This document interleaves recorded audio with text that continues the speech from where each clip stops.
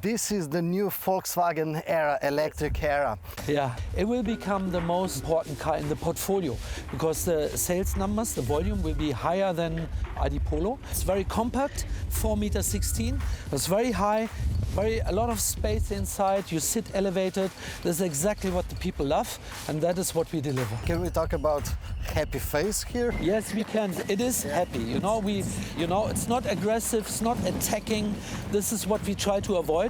And here we are going against the trend. The trend is for aggressive faces, and we don't want that. The Volkswagen never was like this. Yeah, when you remember, the Beetle was always very friendly. It was smiling, big eyes. It was never attacking anybody. Yeah, this is drama. Yes, this is illuminated. That's a part of the show car. Later we're gonna have that. Also with illumination? No illumination. Yeah, it's not legal. You have to have in the rear red lights, in the front white lights, on the side. If there's no function, it's not legal.